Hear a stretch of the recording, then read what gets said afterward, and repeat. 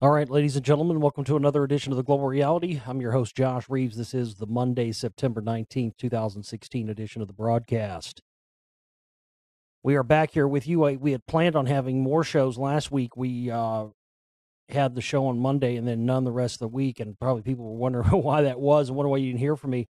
What had happened, we had just Friday previously finally gotten our internet installed, and then Monday was the earliest I could do a broadcast, just audio. I've been working on getting video and stuff, all that stuff set up as well.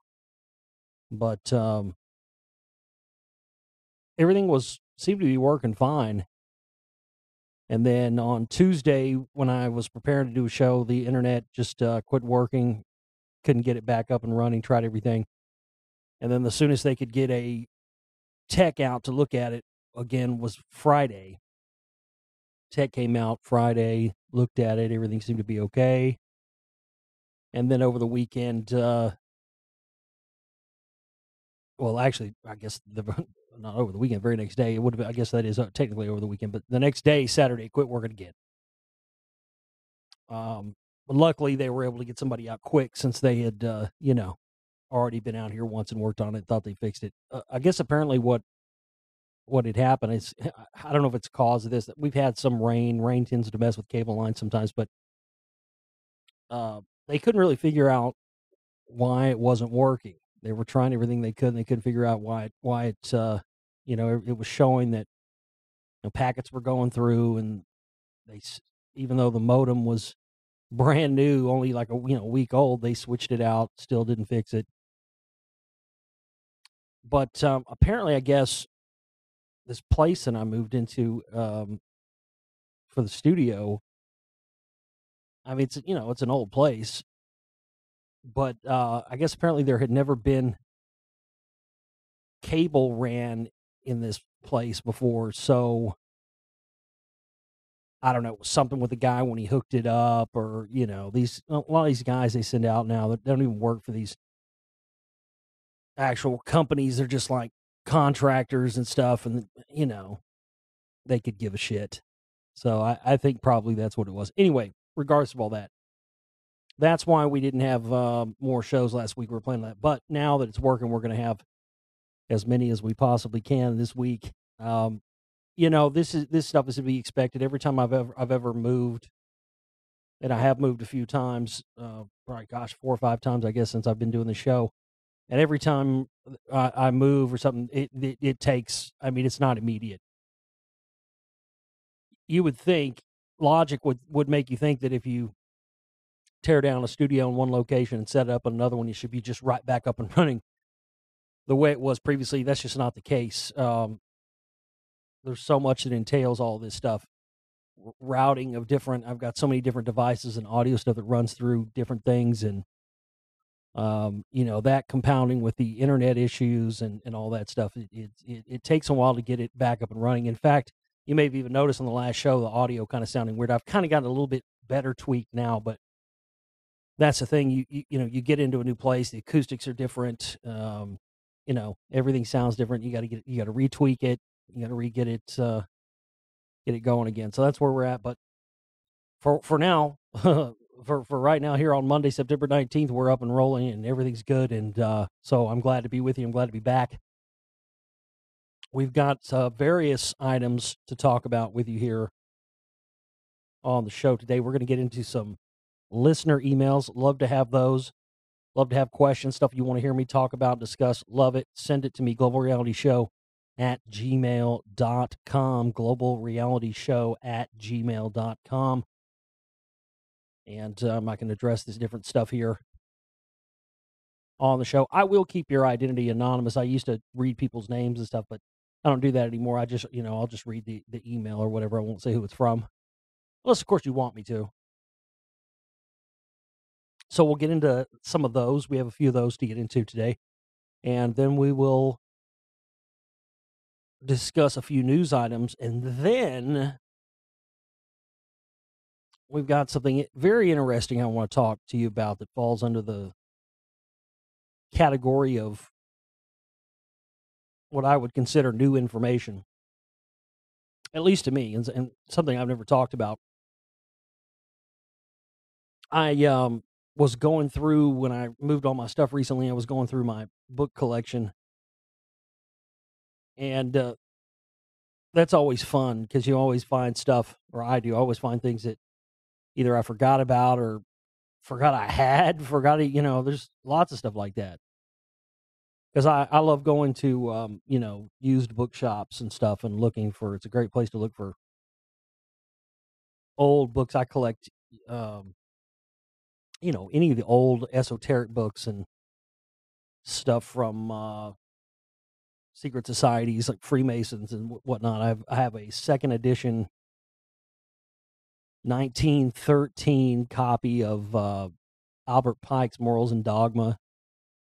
It's fucking crazy. It's got all these Freemason signatures in it and stuff like that. I found at used bookstores. I've got a Order of the Eastern Star. This is something I found recently. I have an Order of the Eastern Star complete ritual manual. It looks to be like it's probably from the 60s. It's pretty old. It's a little small gray book with the Order of the Eastern Star logo on it. If you don't know what the Order of the Eastern Star is, it's basically like it's the female equivalent of the Freemasons. Basically, if your husband or your father or somebody like that, it has to be a male, of course, member of your family that was a Mason. You're eligible for induction into the Order of the Eastern Star. I had a great aunt, who was an Order of the Eastern Star, and a great uncle, her husband, who was a Freemason, and they never had kids. My family always thought it was strange they never had kids. It was my dad's aunt and uncle, my great aunt and uncle. And before my dad passed away, I was walking through the cemetery with him, and he was disturbed. He was like, "Hey, Josh, I want you to come look at something. I want you to tell me." He's like, why does my aunt have this? Why is there a pentagram? There's a pentagram on her headstone. And it freaked my dad out, and I was just smiling, and he was like, "Why are you smiling? This is not funny." I'm like, I'm smiling because you don't know what that is, and I do know what it is. I'm going to tell you, calm down. I was like, look at Uncle Luther's, look at his. So he's got the Freemason symbol, right? He's like, yeah, he was a Freemason. So okay, I'm like, well, that's what that is, and I had to explain to him, all that stuff. He got it, understood it, but it did freak him out because to somebody who doesn't know about those groups, and a lot of people don't, they just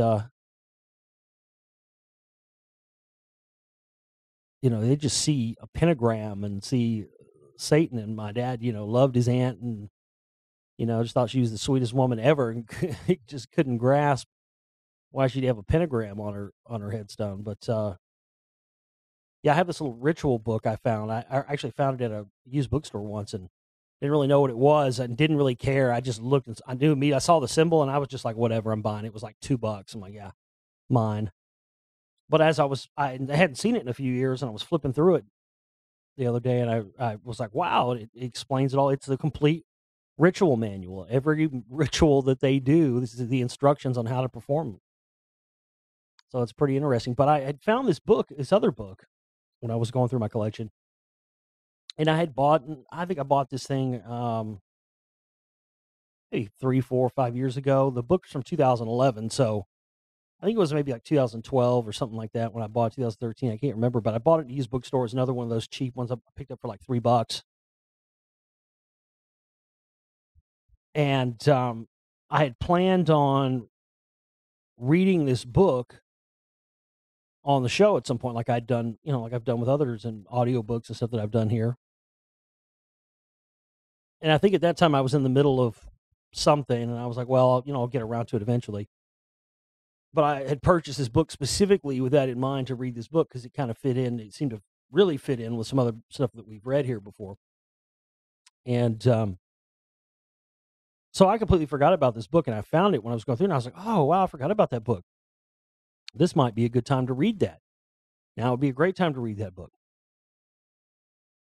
I start looking through it, and I start seeing who this book is published by, and I'm like, wait a minute, I've never heard of this group.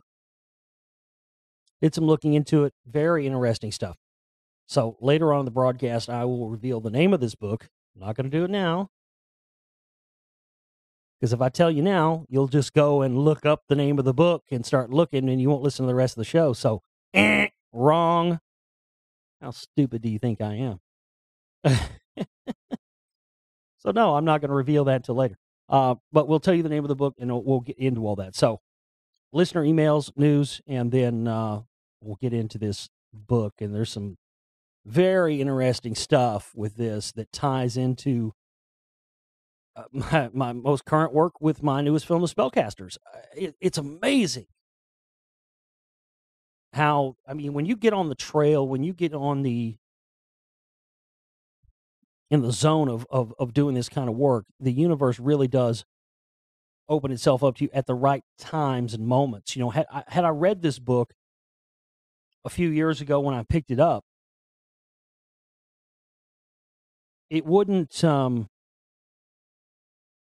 wouldn't have known why I need to tell you about this. Now, it's just insane. I don't want to get into it yet, but it blows me away that it ties into my most recent work and what I expose in my newest film, The Spellcasters Volume 1, which, by the way, if you haven't seen, is available to download right now. You can go to my website, theglobalreality.com. Right there in the middle of the page, it says download all of Josh Reeves' films, blah, blah, blah here.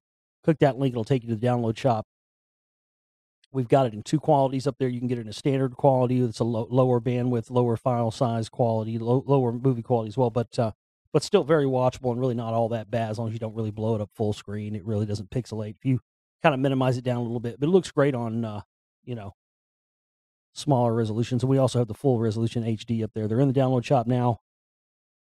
This film exposes not only Hollywood, but it exposes Scientology. It exposes Alex Jones, the CIA connections, Donald Trump, a little bit of flat earth thrown in there at the very end of the movie. We tie it all together. 2 hours and 45 minutes. The quality of this work and the words and reviews of the people who've seen it up to this point has been, has been great. We just need to sell more. We need to get this movie out there. We have not sold enough copies yet.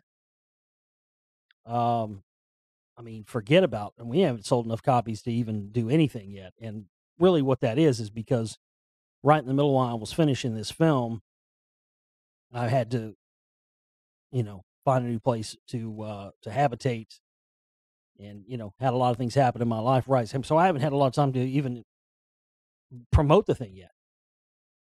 So I'm kind of considering right now this being the beginning of the promotion of this film. So I kind of consider all the time up to now the soft opening. But, we got a press release. We got it out there. We just need more promotion. We need more radio shows to book. I've got some people that want to have me on, but I've got to get back to them. I haven't had a chance to do it because of all the internet problems that we had. And I wanted to be going with regular shows quicker than this. But hey, what are you going to do?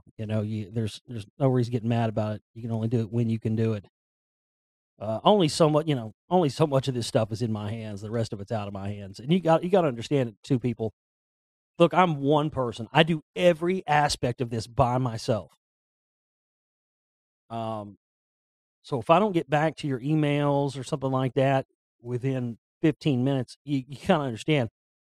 I'm one person. Every element of all of this stuff. I don't have a team or a crew or even a helper. I don't even have a single helper to help me, do little things like going to the post office and stuff. I have no help. Every element of all of this I do myself, from the audio production, the video production, the editing, the research, every element of this, the shipping, the customer service. You wouldn't fucking believe how much time I have to spend that I should be spending doing productive things for the work that I have to spend doing what really amounts to nothing more than fucking customer service. And I didn't get in this to be a customer service lackey. So again, please understand and please be nice and patient to me when you have an issue with something like a download not working and I have to get back to you. Please be patient for me to get back to you. Don't send me 50 goddamn emails if you don't hear back from me in 5 minutes. Again, I'm one fucking person. I'm not Amazon.com. I'm not fucking UPS.com. I'm not, I'm one guy doing all this with no money. Forget a shoestring. A shoestring would be a fucking improvement for us here. We don't even have a shoestring. We have no budget. We have no money. We do this on virtually peanuts. And this is our 9th year in broadcasting. I set this thing up to, I don't want to have sponsors and all that stuff and have commercials because I've done all that and it sucks. I used to do a 4-hour show a day, and when you subtract all the time commercials out, I'm doing about 2 hours. So I would just rather do, but the problem with that is that, people who drop off, and the new people come on, and not everybody really knows how this works, and this only works if you're supporting our work, buying documentaries, buying the downloads, getting subscriptions to the archives, making donations to our film work and our monthly operating costs at my website, theglobalreality.com. All of that stuff is has to happen or we don't continue. And, we barely even scraped up enough pennies to even get into the new studio. And, there's lots of stuff we need to even get this thing properly running the way we want to do it, especially with a lot of the new video stuff and different shows we're going to be doing. Again, this is our 9-year anniversary this month. In about a week, we'll have our 9-year anniversary show, and we've got our 9-year anniversary fundraiser, which also encompasses our operating costs for the month. It's up there right now at my website, theglobalreality.com. Please go and contribute. Check out the perks. We've got lots of perks there for different contribution amounts. And help us keep this thing going every month to month. If you want to make we also have a button at our website where you can do a monthly contribution. If you scroll down, it's like a monthly subscription contribution thing, and you can put in like any amount you want. And so if you want to make a monthly contribution, whether it be $20 or $100 or $500, whatever it may be, you can select that there, and that'll automatically come out of your account every month, and you won't have to come back every month and make a contribution. You can just set it and it'll come out automatically, and then you can cancel it at any time if you don't want to do it after a period of time or whatever. So just want to put that out there. I don't think I mentioned that enough on the show. I'd never mention it actually, and we actually do have a few people that do that, and it's just easier for those people because then they don't have to come back every month or remember every month. Some people just forget. They mean to contribute and then they just forget. So that's a good way to do it. If you don't want to forget to make your monthly contribution or whatever have you, you can do it there. And, if you do one large enough, I'll definitely throw you some extras, some free downloads and some free other stuff there if you end up doing a monthly thing. Some people like to do the monthly donation thing in lieu of buying a subscription to the archives. We can do that as well. If you want to set it to do, however, whatever amount you wanted to set to come out monthly, I will absolutely throw in a subscription to the archives for that monthly amount. That way you're not having to do both. So that's another thing. Again, I don't know why. I'm so engrossed in the information, I forget to mention this stuff sometimes. But again, those are good solutions for people. Some people want to contribute and they want to have a membership. They don't want to do both.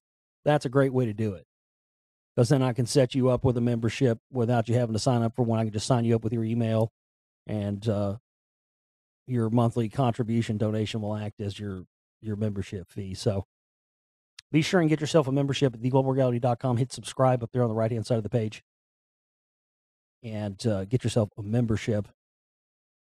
We're not going to be uploading full shows to YouTube anymore. We'll be uploading partial shows. And as soon as we get all our video equipment and everything tweaked and set right, we get the other stuff in here in the studio we need, that's going to enable us to be able to do this. We'll start having daily video casts and additional videos, which will be in the daily archives. Now, they won't be instant when the audio archives appear. It'll take, 4 to 6 hours or whatever for those stuff to encode, but you can go back and check it and those will be there for 30 days, and then they'll be gone. So you'll have to download those instantaneously. But this is all going to come as standard part of your archive membership to the audio archives. Those links will be in the daily audio archive subscription links. So if you're already a member and you already have a membership, you don't have to do anything. You know, if you already got a lifetime deal or whatever it may be, you already have a subscription, you don't have to worry about it. You're automatically going to be getting the daily video links in there that are going to be going up automatically because you're already a member. So thank you very much for being a member, and thanks to everybody out there that has subscriptions. Get yourself one day. It's $10 a month. You can buy out longer, you know, and pay for a whole year at a time or something. It's cheaper that way. But get yourself a membership because we're going to start adding a lot of new content. And again, just please be patient and bear with us as we transition into this new working space. And it really is a work in progress, and we're getting everything up and running. But as we do, it's going to be great. I've already got, there's a lot of new stuff that's going to be coming this week. Again, pending the internet's things is fixed. I think it is. I think today they fixed it. They had a different guy. He seemed to know his shit a little bit more. And it's been, I mean, I can always usually tell. I've been doing computer stuff for many years. I used to work in that industry. So I can tell when a connection's not working right, just running different tests and ping tests and stuff. And then I can definitely tell when it is running right because, and I think it is now, it's faster than it was before. I can do things now I wasn't able to. I mean, it wouldn't even let me load a YouTube video like when it was working. You know what I mean? Before it stopped working. When it looked like it was working, I was like, wait a second here. I mean, we've got plenty of bandwidth, you know. I mean, if you need more than 100 megabytes download speed to load a fucking 720 YouTube video, you got issues. I'm sorry. So, yeah, there was definitely something wrong with it. But it seems to be working better now. So I'm excited. I've got a lot of stuff planned even for this week. Some different stuff, some different type of shows, different type of things. So we'll get into it all. All right, let's get into these emails here. First one here says, hello, Josh. Please forgive me if this sounds silly. Apparently there have been a YouTube sensation of fake news reporting of Hillary's death, which was then quickly retracted. Yeah, this was last week. And I meant to cover this last week, but didn't have the show. So it says, I subscribed to your podcast, was wondering if you were going to talk about that. I saw some news broadcasts on some local television station where they announced Hillary's death and then quickly retracted it. The first thing I thought about was Paul. I remember you talking about Fall. Yeah, the fake Paul that's been in his place. Wondering if they were ever going to do the same with her. Look like Hillary to replace her or something. All the best. Yeah. And I responded back to this person personally, but I think it's important to address it here on the show as well. Actually, with the whole Fall thing, the fake Paul and Paul McCartney, there's a picture out there somewhere.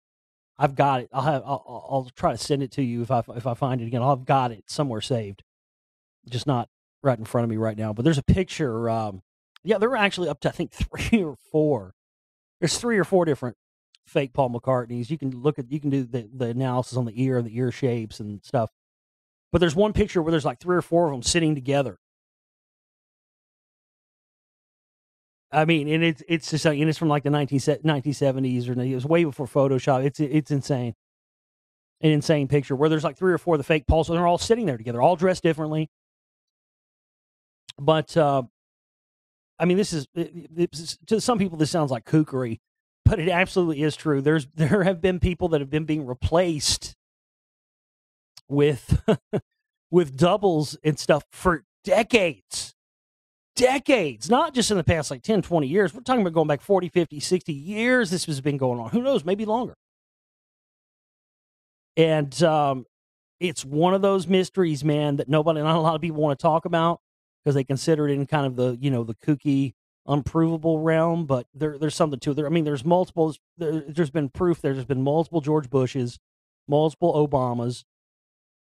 But I find it, and so the idea of them replacing Hillary, if she's that important to the real question is Hillary at this stage in the game that important to the master plan of what they're trying to accomplish here?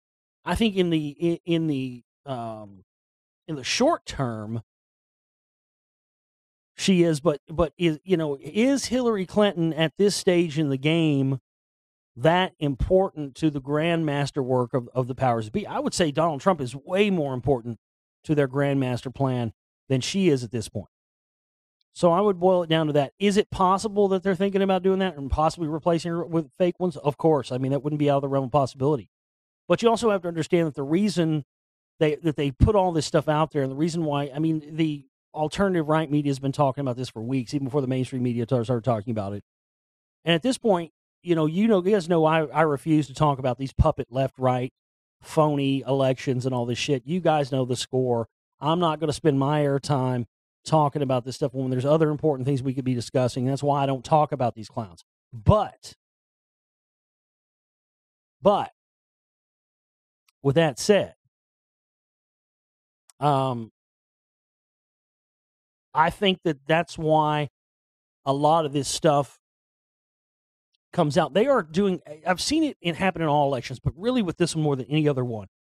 They want people who are into the conspiratorial stuff talking about the elections, and everybody's falling for it. Everybody always falls for it. Meanwhile, their agenda and their plans are going on, and everybody's focused on this stuff, and they want people who are generally not even really even focusing on that stuff. People like me and others who really to then start paying attention to it by concocting these new conspiracies and, is Hillary dead, and are they using doubles and all this stuff. I don't know. Again, the whole doubles thing, it's something that's very real. I mean, that was the real reason. That's the real reason why the Beatles broke up. Because the Beatles were let in on they were let in on what had happened and how they replaced the original Paul, and none of them wanted to work with him anymore. Then they concocted the whole Yoko thing as a great cover. She was one of their operatives as well, but she served as a great cover and a great scapegoat to cover up the real reasons why they didn't work together anymore, which is, I mean, you can hear it in the recordings, man. It's it's unbelievable. And I've actually brought up their voices, the two different Paul voices before, and looked at them in sound scopes and oscilloscopes. It's two different people singing all these records at different phases. And then if you bring the 70s, like Paul McCartney in Wings era stuff in there, there's even a third voice. There's up to 3 to 4 different people, 3 to 4 different voices who have sung as Paul McCartney on recordings. Maybe more. He's got all these record titles that are all anagrams and stuff like that. But listen, there's a Beatles song. It's on I think it's an intro to a song. Let me find that song.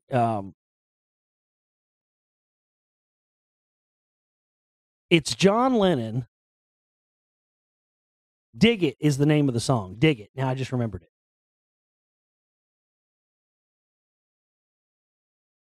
And it's just kind of like a little loose, little jammy thing. And it makes you wonder why, when you hear it, it's not actually a song. It's just a little excerpt thing. And I think it's like 51 seconds long. And John Lennon is singing, he's kind of singing like the Bob Dylan. He's like a rolling stone, like a rolling stone. And then he says, like the FBI and the CIA, B.B. King, Doris Day, Matt Busby. You're like, what the it just, No. John was dropping mega fucking hints. Mega hints. And you can hear Paul McCartney in the background going, dig it up, dig it up, dig it up. What's he talking about, dig up? He's talking about digging up the truth. It's a little hint. They have people, B.B. King, Doris Day, and Matt Busby. And then he says the FBI, the CIA, the BBC. This is what blew my mind when I looked into this stuff. You know what B.B. King, Doris Day, and Matt Busby all have in common? Not shitting you. Look into this. It'll blow your fucking mind.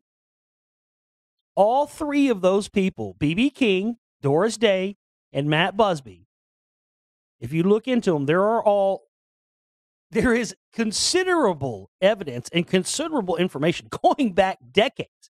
Not just recently in the internet age, decades going back, stories about this stuff. Were all three said to have been replaced with different individuals after the death of the originals. Look it up. B.B. King, there's so much evidence about B.B. King.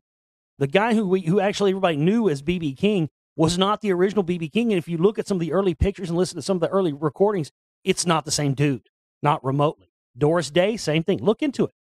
Look at Doris Day replaced, or Doris Day clone, or Doris Day Matt Busby too, which was some English, I think, soccer guy. Anyway, there are voluminous amounts of information about B.B. King, Doris Day, and Matt Busby being replaced with doppelgangers, lookalikes. So it's not a coincidence that John Lennon, being the first Beatle assassinated, especially after the last interview he did in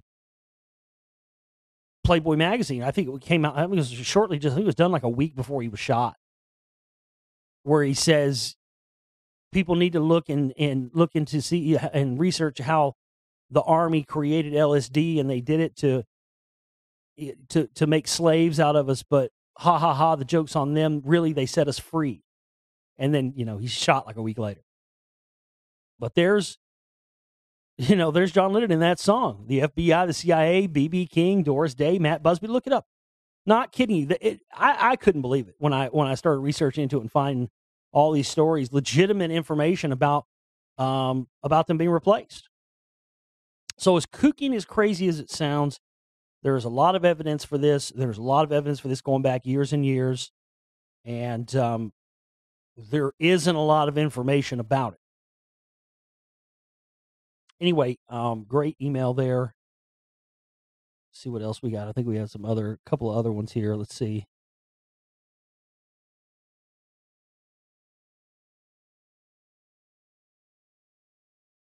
This one says, "Hey Josh, I've been listening to your broadcast for a couple of years. Love it. Thank you for your unique perspective and hard work.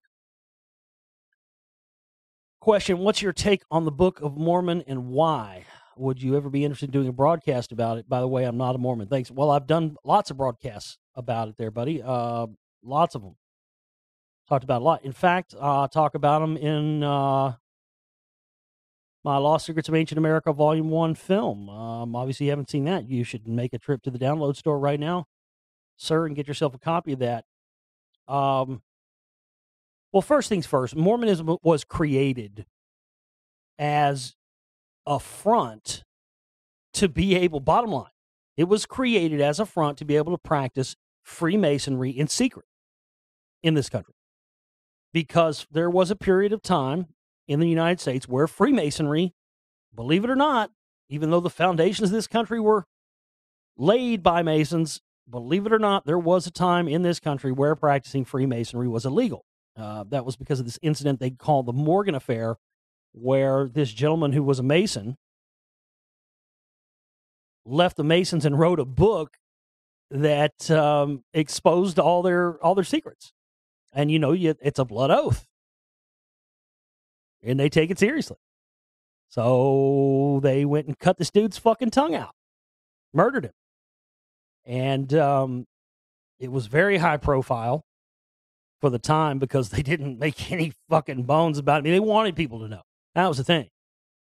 They didn't try to hide it. They wanted people to know this is what happens if you do what this guy did. And so during that time, after that happened, Freemasonry was outlawed in the United States. This is when you had Joseph Smith and then Brigham Young in the creation of the Mormon Church. It was done to practice Freemasonry in secret. And 10 years or so ago, I worked this job and I had this kid who worked there. It was a Mormon, and I was telling him about Freemasonry and stuff, and he was freaking out because he he was like, this sound, it really, the degrees of Masonry and the levels in the Mormon church, they're the same.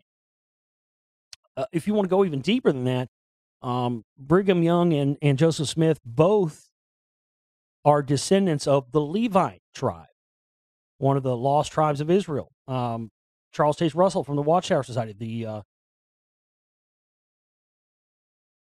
Jehovah's Witnesses.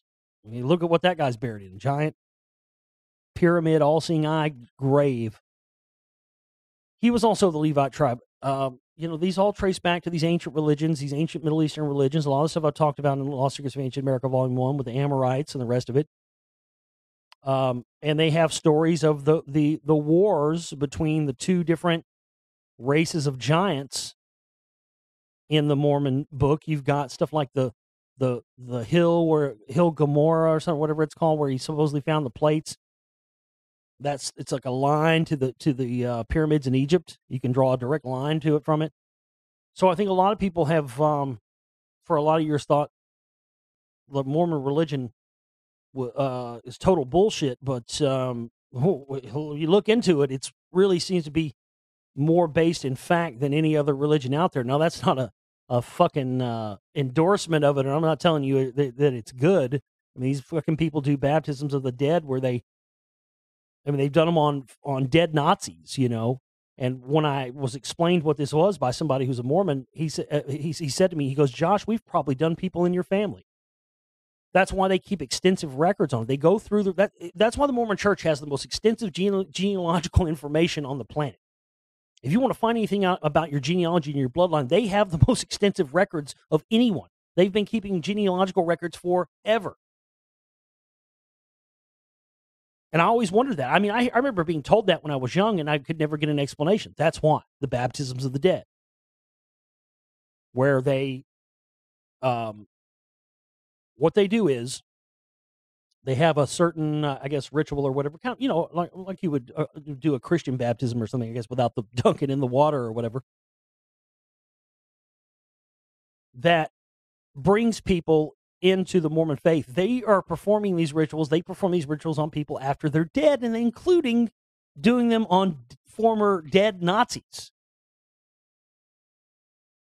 And again, it's all this stuff. That's why you find so many similarities between all these different groups and different secret societies and religions to Freemasonry and all this. At the end of the day, it's all the same stuff. Sumerian, Babylonian, Egyptian, Atlantean. I mean, it doesn't matter. At the end of the day, all of these things really are different versions of already pre-existing systems and pre-existing religions and spiritual practices and all this stuff. So, but there are a lot of things in the Book of Mormon, especially with the wars between the two giant races that are corroborated by Native American tales and the rest of it. But then you go and look at like their temple in Salt Lake City. There's pentagrams all over that, just like we were talking about with the Eastern Star thing. I mean, it should be pretty obvious to people at this point when you look at all these religions that even though they all appear to be different and appear to be against each other, they're really all coming from the same source. And religions are really nothing but man-made and created, watered-down versions, the sheep version of spirituality. Spirituality is not something you need a religion or a church or anything else. It's the part of you and your connection with a higher power and the universe that no one can touch, define, or put in a book or anything else. And that's what every person needs to find. Once you find your own spirituality, you then see the folly and the complete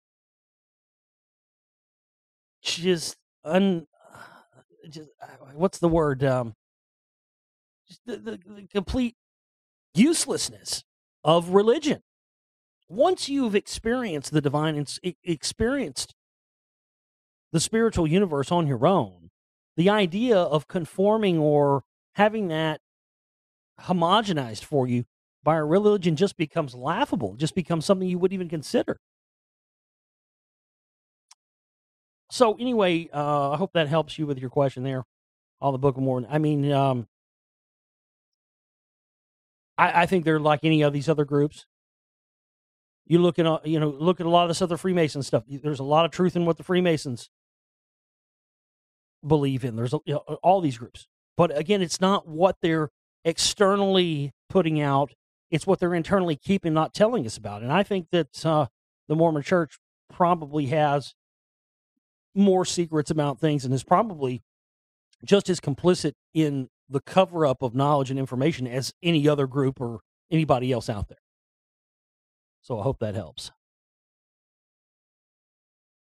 Let's see.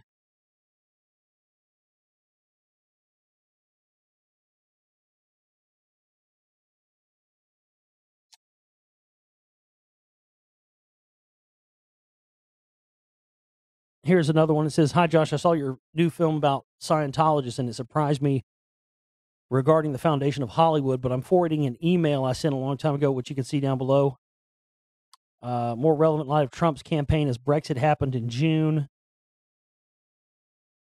The talk of the city of London being ditched as the global financial system is being heralded with great momentum, and how these events play into the future regarding Britain's fall, plus the coming depopulation crisis. Would you consider producing another Secret Right film, or are you completely finished with those films and relevant material going to be covered in the Volume 2 of the Spellcasters?" His original question was, done research on similar CMP type groups in Europe, but now how does it implicate the United Kingdom, France, Germany? Does it herald the return of colonial empires, or will it take the form of EU unities?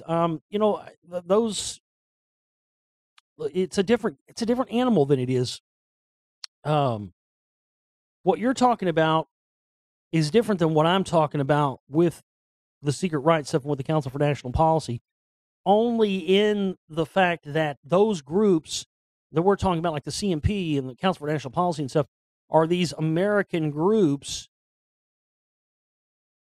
that are set up and controlled by the CIA, which are then connected to the European groups, like the Royal Institute of International Affairs, London School of Economics, all these different groups. Those are going to be more of the groups that are going to be deciding what you're talking about in terms of the Brexit stuff and the return to colonial empires. That's those are the groups, the British groups, Tavistock. That's what they'll use to formulate how they sell it to the general public. So those groups in the United States have less to do with that. Their role in the United States is to get the people of the United States on board with those agendas of Europe through their policies and through what they put out in their publications and what they sell to the sheep in the flock here in the United States in order to get them on board with that stuff. But am I planning to make another Secret Right film? Yeah, I don't think I've ever really revealed that. I am going at some point going to make it won't be a volume 3 though. It won't be called the Secret Right Volume 3. It'll be called something like the Secret Right Ultimate Edition, or it'll be kind of not necessarily a remake of the first two, because I don't want to go back and rehash all that stuff and do it again, but kind of like a greatest hits collection of all the information we have to this point and a lot of the new stuff that's come out since those films have been released. And then hopefully it will also culminate in a trip to one of their meetings, the Council for National Policy meetings, to stake it out and get video and pictures of people going in and out. It's always something I've always wanted to do, and we haven't had a chance to do it, but that's what I hope to do in the future volumes, in the future Secret Right Ultimate Edition. But honestly, I've got so many other projects going on.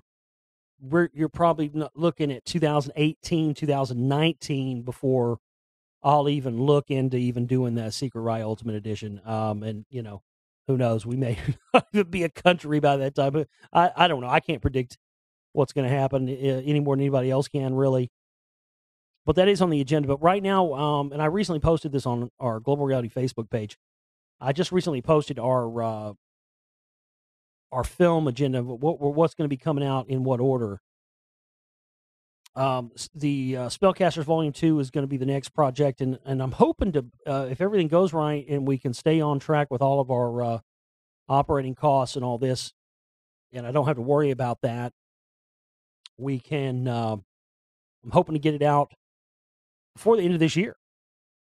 Hopefully by around Christmas sometime in December is when I'm hoping to get Volume 2 of that. Now, it's going to be a totally different film than Volume 1. I'll go ahead and tell you right now. totally different film in volume one. It's not going to be focusing on a lot of the CMP stuff and some of that end of it as much as volume one. It's going to be getting a lot more into the music industry and different things. But some of the stuff we're going to be talking about later in the show with this book that I mentioned earlier probably will go in there too, and you'll hear why after we get into that. But yes, just to answer your question, yeah, I am planning on doing a volume 3 of the Secret Right films, kind of kind of a refresher. I mean, the first one was done on such poor old tech, and it shows. And then volume 2 was done with better tech, but it was buggy, and then went back and remastered it and refixed it. But yeah, I'm hoping to kind of make what I would consider an ultimate edition. Kind of the end all be all Secret Right film that would have all the best stuff, but have it look more like the quality of my most recent work, The Spellcasters. Yeah, that's definitely on the agenda. But the first releases, we're going to do Spellcasters Volume 2, hopefully get that out by the end of the year. Next film after that is going to be finishing the Lost Secrets of Ancient America Volume 3. We're hoping to have that out in 2017. And then the other project we're hoping to have out in 2017 as well is Anunnaki, the movie. And really, that ties in with this book that I'm going to be talking about. Just to give you a little hint, it concerns some Anunnaki stuff. We'll be talking about that because this film project, the Anunnaki, the movie, I don't know if I've even officially announced that or talked about it here on the show yet, but there's a little trailer up on YouTube that I put up, and we also have a fundraising page for that, and you can go and make a donation to that. I think a lot of people probably have seen me putting this project out, and they probably think it's just some movie or going to just be some movie where, it's just, trying to show why they were real or whatever. And it's not going to be that kind of movie at all. It's going to be an all-encompassing movie where I'm going to have a lot of interviews. We've already got a lot of people lined up to be interviewed for the film. A lot of people who are consider themselves to be experts on the subject of the Anunnaki. We're going to interview them and have them and let them, put their perspective on tape. But it's not just going to be coming from the standpoint of why it's true. We're also going to be dissecting the other side of it and looking into the bullshit and looking into the propaganda and looking into the lies and the disinformation surrounding the truth about the Anunnaki and whatnot. It's going to be the most comprehensive film that's ever been made on the subject. And so Spellcasters 2, Lost Secrets of Ancient America Volume 3, and Anunnaki the movie. That pretty much encompasses all of our film projects for at least the next year, maybe year and a half. So again, I've got plenty more films in the works, plenty more ideas. There's more things I haven't even talked about or announced that will be coming out. But again, all this stuff is only possible if you contribute and you donate to make them happen. So please do that. All right, we're going to get into some news here. Let's see what we got to talk about. I don't think we have much, so we'll just get in to cover a few of these stories, and then we'll get on and I'll tell you about the stuff in this book here. All right, let's see what we got here as far as news goes. Sitcom star Jason Lee and wife quit Scientology. Now, I've talked about Jason Lee here before, and we covered a story a while back about, well, his wife, they were supposedly going to get divorced and whatnot because she was leaving Scientology and they basically wouldn't let him go, and he wasn't going to leave. But apparently he's left now. If you know who Jason Lee is, I think I've told this story before. I'll tell it again. I actually, funny story, especially with the tie into Scientology. I actually met Jason Lee when I was maybe 12 or 13 years old. This is long before he was an actor. A lot of people don't know that actually before he was an actor, Jason Lee actually was a professional skateboarder. And when I was a young teenager, I was very much into skateboarding, into all the pro skateboarders at that time. And we actually had a pretty famous skateboarder that was from here locally in Dallas, the late, great Jeff Phillips. And Jeff Phillips was probably the first, not probably, I guess he most definitely was. He was the first person I ever had in my life that I ever considered to be a hero. And it's one thing to have people that are heroes, but it's another thing to actually get to meet your heroes, and not only get to meet your heroes, but to interact with them and have them, you know, help you along and you know, help you grow. And he had a skate park here in Dallas, Jeff Phillips Skate Park. I used to go and hang out there and skate and stuff. And a lot of these pro guys would come and skate there. And, you know, they would be practicing, showing off and doing all their pro shit that none of us could do and dream of we could do. But there were more than once that, you know, Jeff Phillips himself would come out there and blow everybody away and then come over to me and other kids who were, you know, just youngsters coming up, 11, 12, 13 years old, wanting to skate and come over and give us tips and show us how to do stuff and hands-on applicable stuff that we could, you know, do. And he'd sit out there with us for a couple of hours. And, you know, I think it was the first time, it was my first experience with beer. I think other than probably having, you know, I remember this one time I was with my dad when we were younger, we were fishing out on a boat and he didn't bring any drinks. I was no water. I was dying of thirst. Been out there all day. It was hot. All my dad had was a fucking cooler full of Budweiser. I think I was like 11 or 12. He's like, here, drink this. Don't tell your mom. I fucking slammed that thing to the head like I had been drinking it my whole life. My dad was like, holy shit. Like, yeah, I was thirsty. But, and I also met there at that skate park Jason Lee. He was, you know, he was a skateboarder at that time. I think he was just on the cusp of being pro. Or maybe he was about to go pro, but he was, you know, was very good. And he was another one of those guys that, you know, would come and you know, talk to the youngsters and stuff. And so I was blown away when I was like 19 or 20 and I went to the movies to see Kevin Smith's. I wanted to see Kevin Smith's new movie after Clerks. I saw that, liked it. So, you know, I heard about this Mallrats movie and it was only shown in like one theater in all of Dallas. And I went to go see this movie and I just freaked out. I just didn't know. I put it together, didn't realize that, oh my God, that's Jason Lee. That's the skateboarding guy. Holy shit, he's in this movie. And then he went on, of course, to be in, you know, tons of other big time movies. And he was actually in a movie with Tom Cruise, Vanilla Sky, directed by, it has some weird, I don't know if you necessarily could term it as Scientology, but it has some weird kind of esoteric stuff in that movie. Almost Famous, Enemy of the State. I mean, the list goes on and on. The guy's been the cartoon, The Invincibles. He's been in tons of stuff. But the reason I bring this up is because, I mean, this is just shocking that he's now quit Scientology along with his wife. But even more shocking for me because he's now moved back, right back to, not essentially in Dallas proper, but back to this area he lives in. He's now moved to Denton, Texas, which is, I've lived in Denton about 16, 17 years ago for like a year or so. It's a little college town, and the University of North Texas is there. I actually have friends who are students there now, live there now, going to school now there. But apparently he's moved to there, and coincidentally, Kevin Smith was there Saturday night.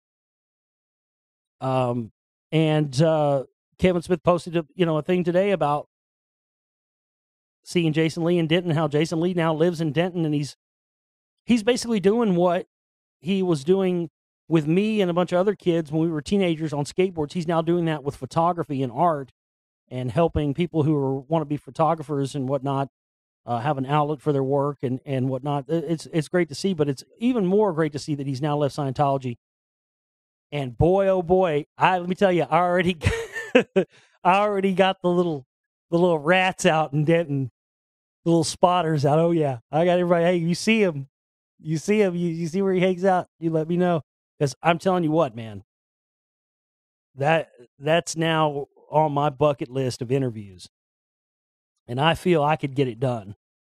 If I could just figure out a way to just talk to him, if I could find out, where he hangs out, or an event he's going to be at, and talk to him for 2 seconds. If I tell him the story about the skate park thing, I know it'll be my in. I'm not saying he'll remember me or anything. That's not what I'm saying. I know he will not remember me in a million years, but he'll probably remember doing that and, showing kids, and he probably wouldn't even know the impact it had on somebody like me at a very early age. And so I'm hoping at some point, since he's in my neck of the woods now, living here, that I'll be able to try and get an interview with him and give him a copy of the Spellcasters. What I want to do is give him a copy of the Spellcasters.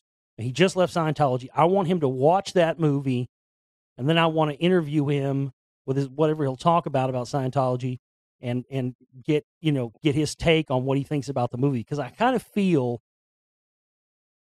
I always get these sixth sense about things. I kind of feel like this was meant to be or something. I feel like that me initially meeting him when I was a little kid, before he was famous, and when I was just a little kid, and now this whole, the Scientology connection. Now he's left Scientology, and he moved, of all places, he moves to this little college town outside of Dallas. All this just seems way too synchronistic for me to ignore. And I feel like I need to at least attempt. I mean, that's my thing, man. It's never wrong to attempt. If you attempt and you don't succeed, at least you attempted. So I think I just was thinking about that. I was like, man, he's here in my neck of the woods. I mean, I should try to do a screening up there is what I should do. I should try to do a screening of the film in Denton. That's the idea. Wow, I just thought of that here live on air. You just hear my ideas coming out live right here. That's what I should do. I should set up a screening, maybe on the campus, or maybe one of the local college groups up there. Because I've done stuff with those folks up there before, in fact, with some of their protests and stuff that they've done at UNT. I had a band back from 2009, 2011 with my sister and a friend called the Demigods, and we did songs that were, about this kind of stuff. And we actually went and played in front of the courthouse in Denton for some protest thing. So I might be able to, I should try and set up a screening of the show, of the movie, The Spellcasters, up there in Denton, and see if I can find a way to get Jason Lee to come. I mean, that would be, oh my God, can you imagine? Because I'd love to hear what he thinks about the information in the Spellcasters from the perspective of somebody who has freshly left the Church of Scientology. Most likely, especially right now, he's getting hammered probably with interview requests from major media outlets who want to talk about him leaving Scientology. So I'm sure right now he's probably not talking. But, I think if I was able to just get a minute to talk to him and relate to him my story and really, show him, look, I'm not some major media guy here. I'm just trying to get the truth out. And having, I can understand there's probably going to be some things he's not going to want to discuss. And I get that, and I respect that, and that's cool. But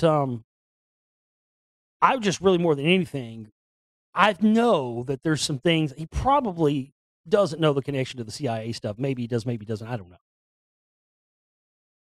I just feel like if he saw that film, The Spellcasters, and related that to his experiences within being a member of the church, I mean, think about it, folks. It could be huge. I mean, think about the stuff that's in that. If you've seen The Spellcasters, think about somebody who just left the church who maybe might not know the info that's in that film. That could be huge, especially if there was an off chance he mentioned it in the media or something, or was on fire about enough to say, hey, oh my God, I was in the church and I didn't know this about Scientology. I didn't know L. Ron Hubbard was connected to the CIA and black magic and all this stuff, So this could be huge. This could be really huge. And I'm hoping that I might be able to make this happen at some point. Again, I'm going to try. There's no harm in trying. But I think that's what I should do. I should set. I really probably wouldn't even have to even get in contact with him. I think if I had a screening in Denton and did promotion, and he's working in the local art community there, and I know some people in that community, I mean, I think that somebody showing a screening of a movie that exposes Scientology is probably going to probably going to wind up on his radar somewhere, and he's probably going to come check it out just because. We'll see. But yeah, I think that's what I should do, because I was thinking about having a screening for this film, but then I kind of decided I didn't want to do it, and kind of been in between. But yeah, doing it like that would be big time. Raiders of the Lost Marks. How we uncovered the mysterious prehistoric rock art of the Cochino Stone. Scientists unearthed huge 6,000-year-old stone in order to document it before committing it back to the ground. Now, I've never heard of this, but looking at this, it looks like, I mean, it's crazy. These symbols on this, I know they're like, oh, what are these symbols? To me, they are the exact patterns of mound sites that I've documented across the United States, specifically in Ohio. This looks like this might be some like giant ancient map. But the crazy thing is, it's over in Scotland. But of course, there's been mounds and stuff found there and in Ireland, everywhere else across the world, Saudi Arabia. And the foothills of the Kilpatrick Hills, a short walk from the Faithfully housing estate and 20 minutes drive from Glasgow city center, there is a huge gritstone outcrop covered in rock art.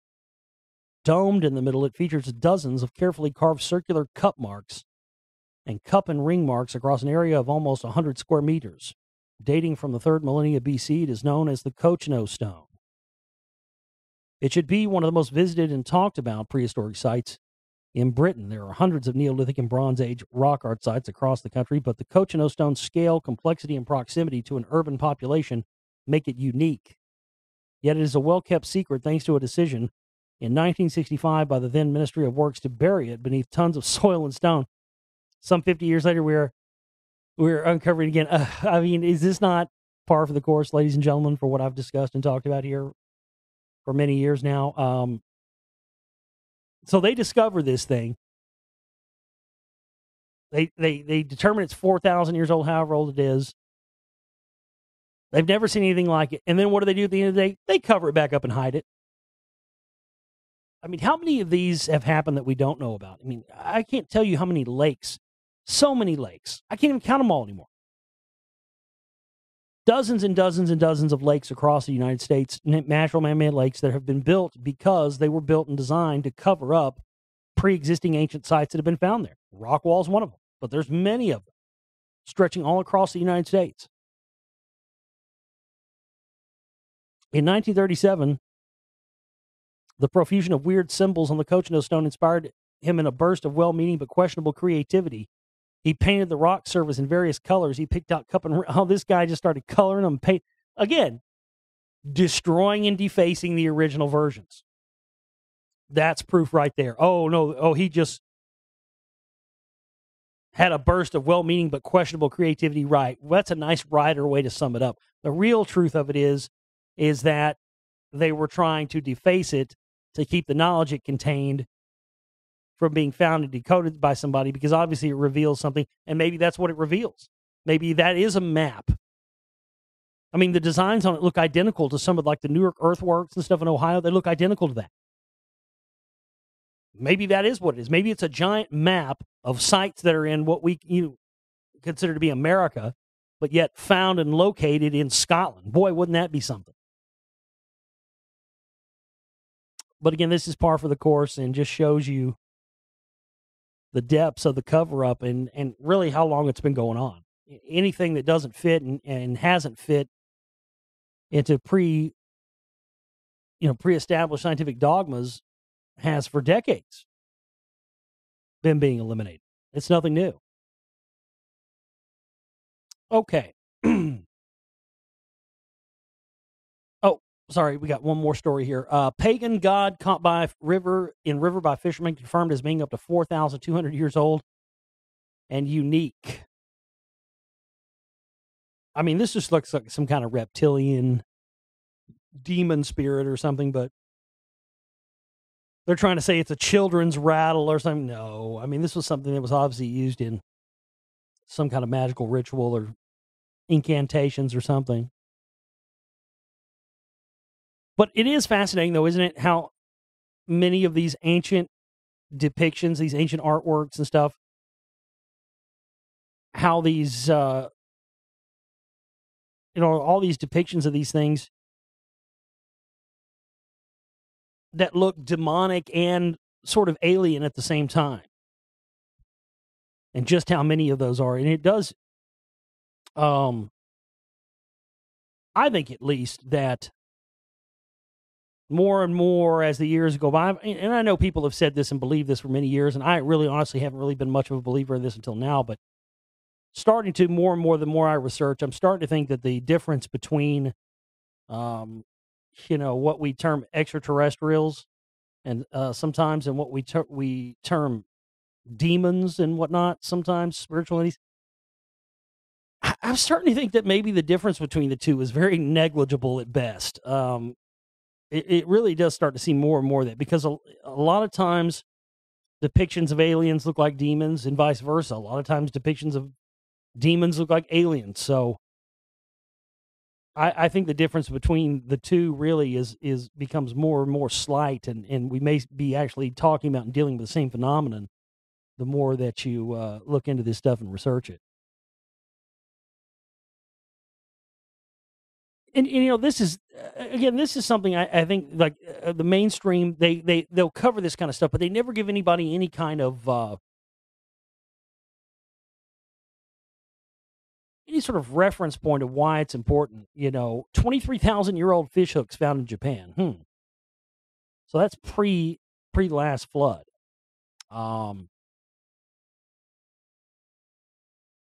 It's insane. These look like they're like iridescent. I don't know whether they're made of pearl or what they're made of. Meticulously shaped out of sea snail shells. Okay, so it's like abalone. Again, every day we see more and more of these things, more and more of these things being found that are pushing back the timeline more and more. That's been happening. They've now found a 2,000-year-old human skeleton pulled from the shipwreck where the Antikythera mechanism was discovered. And I can remember talking about this Antikythera mechanism years ago. Nobody wanted to talk about and discover it. Over the past several years, not discovered, nobody wanted to talk about it or discuss it. But over the past several years, all of a sudden, it's become a hot topic. And even when I made my first Lost Secrets of Ancient America film, nobody really wanted to talk about that. And I was relating it to the Amorites and stuff. And now, all of a sudden, they're researching more there. They're going more and sending diving teams there. Somebody dumped that thing where it was because they didn't want people to know, the people of the time. There were people around at that time that had this kind of technology, a degree of knowledge and of the movements of celestial bodies. So it'll be interesting to see what kind of analysis can be done on this skeleton to see, who it was, where it came from. A 2,000-year-old human skeleton has been discovered in the ancient Greek shipwreck where the Antikythera mechanism was discovered. The remains were found on the 31st of August near the Greek island of Antikythera and include a partial skull, arm, and leg bones and several ribs. All remains appear to be from the same person and have been well preserved. The discovery was announced in the Journal of Nature, and scientists believe it will shed light on the mystery shipwreck. The Antikythera mechanism has baffled scientists since it was first discovered. It's thought to have been used to track astronomical positions and eclipses, but it is also recently was found to have color codes, the purpose of which are not known. Yeah, they're known. They're just not going to tell us. Often described as the world's first computer, nothing as technologically advanced as the astronomical device would be invented for over 1,000 years with the arrival of mechanical astronomical clocks. So, yeah, that's fascinating. Fascinating to see what they'll find from that. All right, let's talk about this book. So, I found this book 4 or 5 years ago, however long it was. Found it in a used bookstore, and I had never heard of it. I'd never heard anybody mention it. I'd never heard of it, and I was like, why haven't I heard of this? It was like $3. I'm like, well, shit, I'm buying this. because what grabbed me about it is it's not marked on the front or anywhere with any sort of publishing company. It's just a big picture of, one of these Sumerian depictions of an Anunnaki, and it's called Naboo Speaks, the autobiography of an alien messenger. And I said, well, since I've done Lost Book of Enki and all that other stuff, well, this would be good. So I got this book, and there it sat in my collection until this week. And I said, I don't even know anything about this. Who made this book? Who wrote this? Who, where is this coming from? Is this channeled information? What is this? So I open up the book. The first page says, Naboo Speaks, the autobiography of an alien messenger by Joshua Free. An original disclosure discourse released by the Mardukite Truth Seeker Press by the Council of Naboo. And I went, wait a fucking second here. Now, this is something I've seen. I don't think I've talked about it much. I've talked about it a little, I think. This is something I've seen over the past, 5 or 6 years. I've seen stuff like this pop up where it seems now that there are certain elements of the population who got into the Anunnaki and Sumerian stuff. And I've actually met truth seekers and stuff. I'm not kidding you. I've met people who, instead of saying like thank God for that or something, people, even if you don't believe in God, people still say thank God or, whatever. Thank God that happened. Yeah. I literally heard someone say one time, oh, thank Marduk, thank Marduk I didn't get run over by a car or oh, thank you, Anunnaki, for not letting that happen to me. I've literally heard people say that, and it made me realize that there are people out there who have gotten into this information and who have now replaced their other religion with now the religion of worshiping the Anunnaki gods. Now, granted, you could technically, if you want to get down and get really technical about it, you could almost say that all religions really spawn from them anyway. But that's not what I'm talking about here. What I'm talking about is this sort of this new agey type of thing that's happening now where, the Mardukites, what is this? So I look into this guy, so I'm like, okay, well, let's start here. Let's look into this fucking Joshua Free guy. Boy, oh boy. This is fascinating.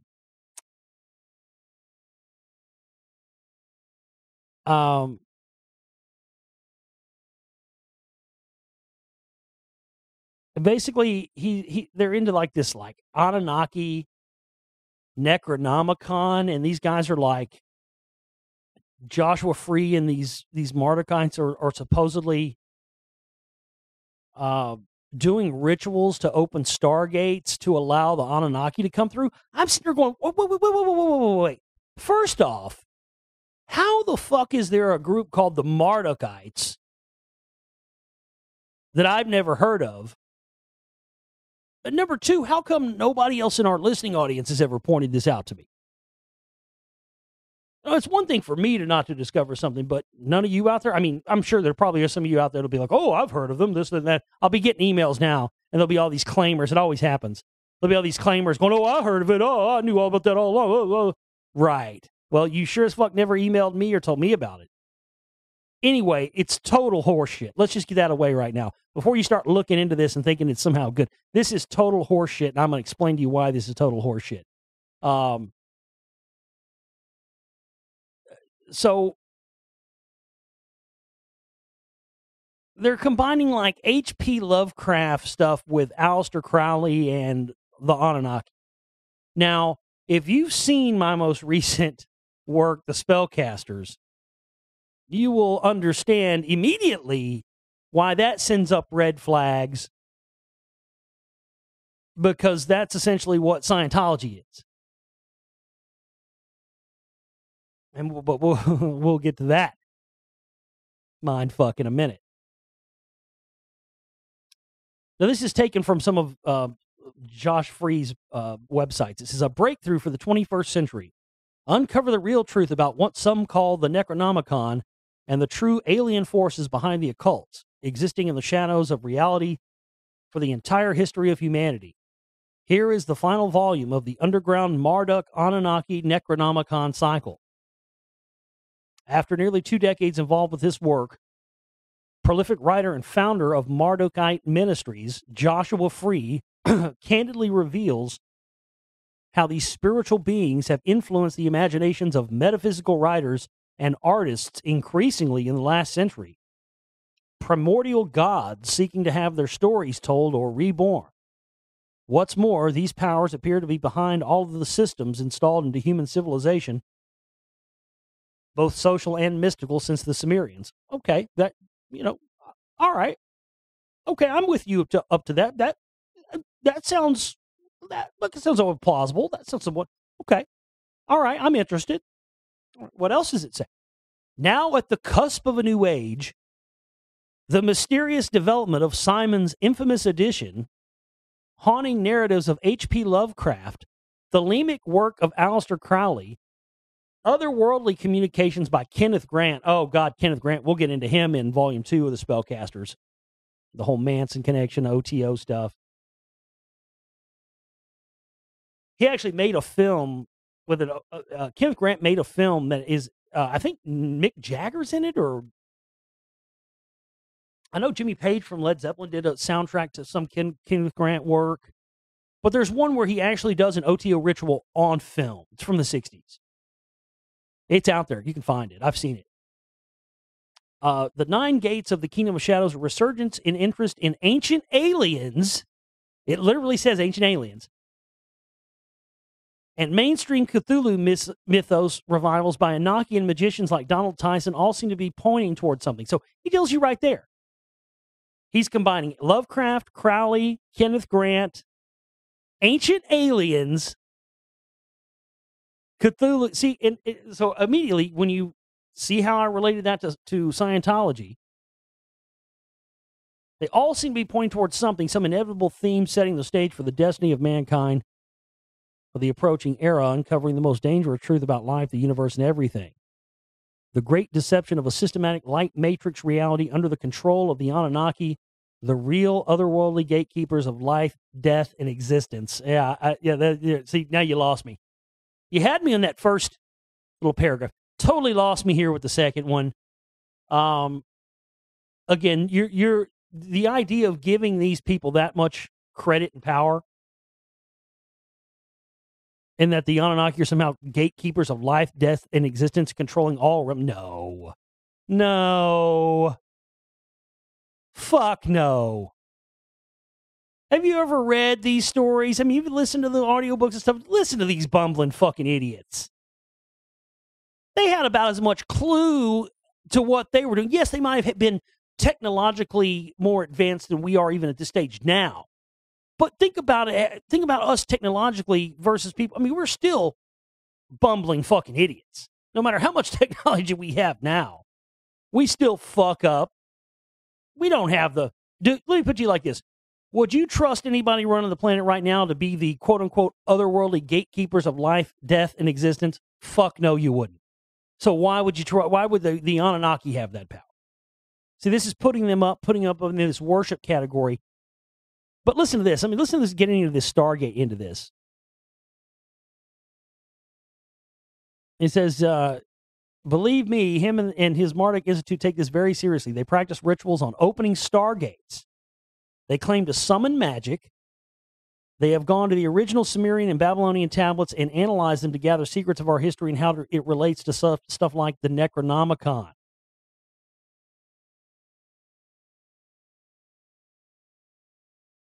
And this is a quote from Joshua Free himself. He says, "Thank you to those who have posted responses and, yes, even flooded us with your questions and ideas about the Beltane Gate.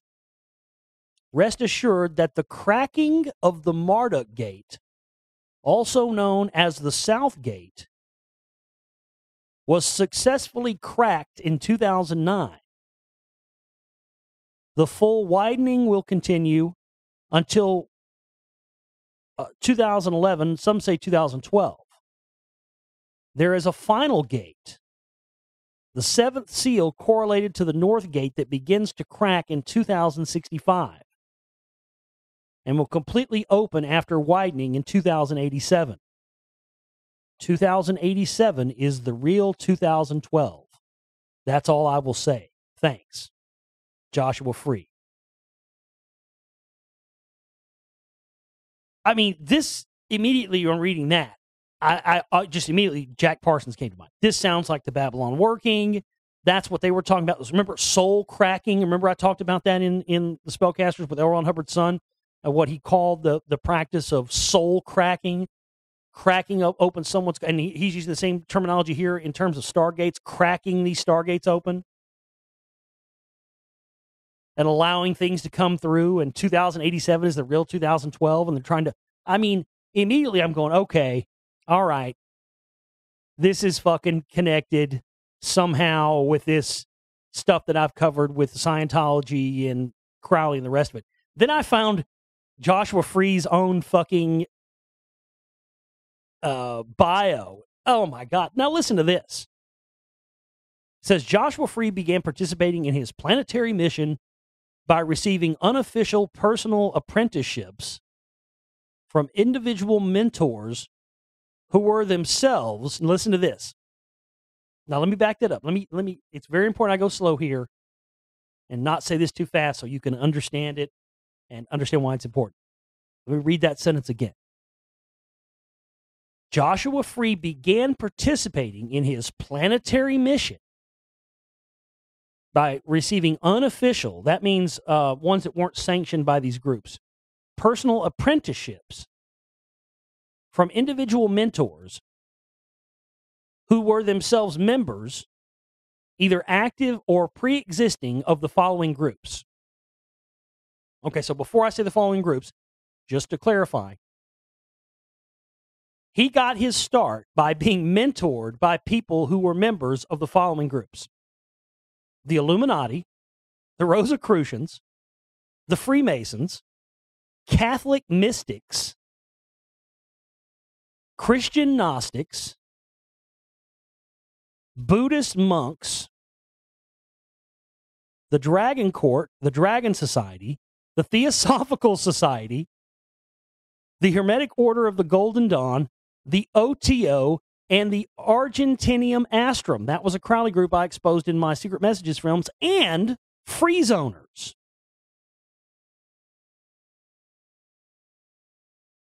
Freezoners. Now, I went through all these, you know, obviously I know all these names of all these groups. I've covered all these here before. Illuminati, Rosicrucians, Freemasons. So this is how he gets his start, by being mentored by people who are, I mean, right there. I mean, right there. I'm done with this guy already. He wants us to believe that, these Mardukites are worshiping the Anunnaki, and cracking. Maybe they are, but that doesn't mean it's a good thing. But the fact that this guy admits he was mentored by the Illuminati, Rosicrucians, Freemasons, Catholic mystics, the OTO, but Freezoners. And in parentheses, next to Freezoners, it says Scientology. And I went, wait a minute, how come I've never heard of this Freezoners? And then I looked up, and it's called the Free Zone. And I went, wow, I have a friend. I know somebody who had a show called that one. I'm not saying this person is a Scientologist. Maybe he is. I don't know. Some of you know who I'm talking about. But no, I'm not saying that person is, but maybe he is. I don't know. But I'd never heard of this. The Free Zone. Now listen to this.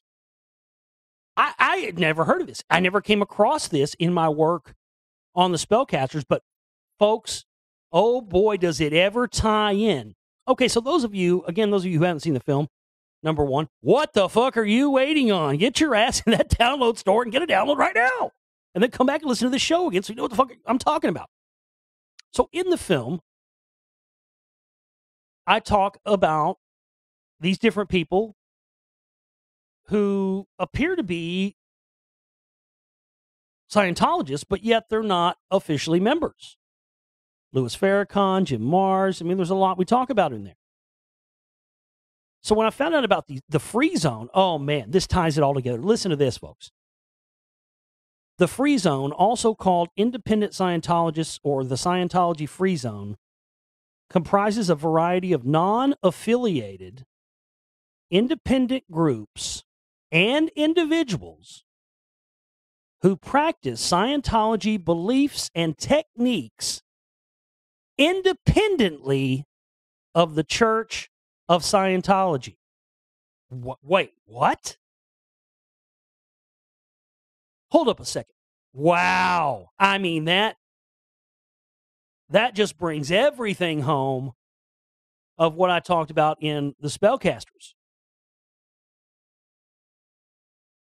So not only are there people who practice Scientology, I mean, clearly there are.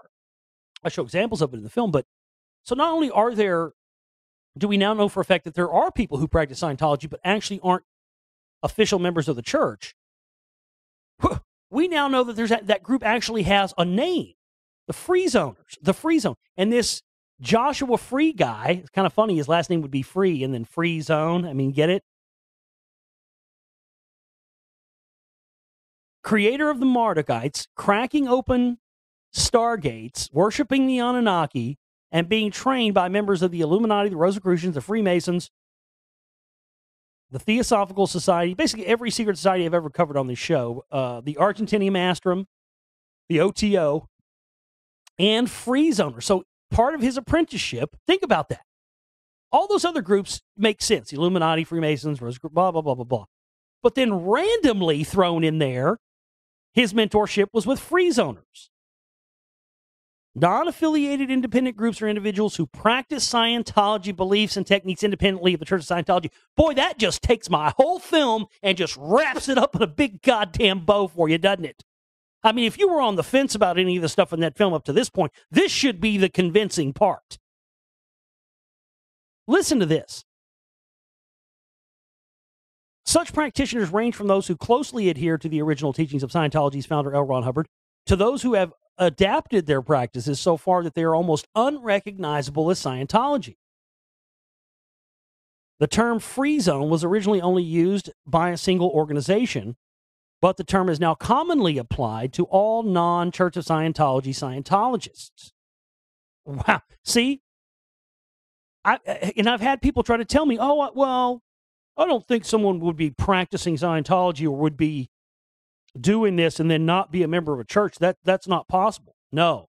Not only is it possible, it's been happening. Listen to this. This is what blows me away, and this is going to tie the whole thing with the CIA connection up with a nice big bow.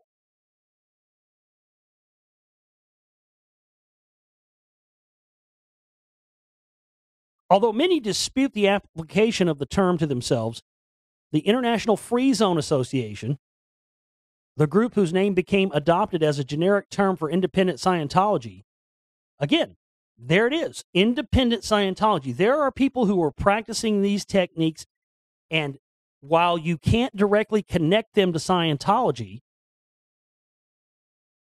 they appear to be closely associated to them, yet they're not officially members. This is it.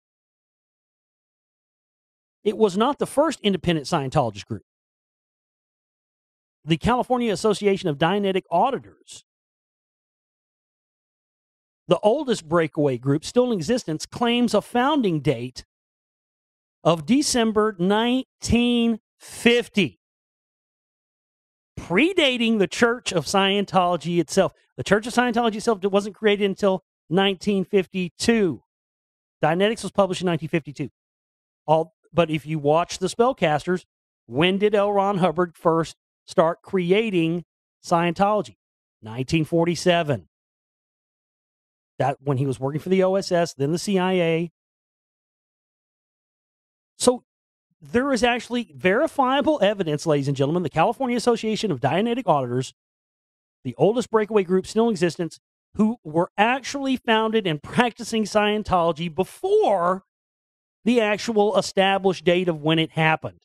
And you can bet that tells you right there that the breakaway groups and the ones that appear to not be directly a part of the church are actually more directly connected to the CIA. L. Ron Hubbard was just a figurehead and a puppet for this stuff, man. This is just insane.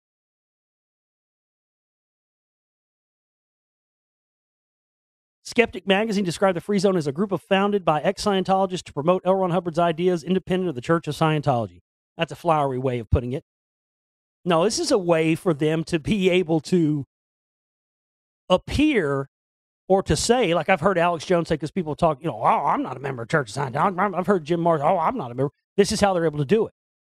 This is how they're able to operate and still get the agendas of Scientology to reach people without having to be directly connected to the group itself.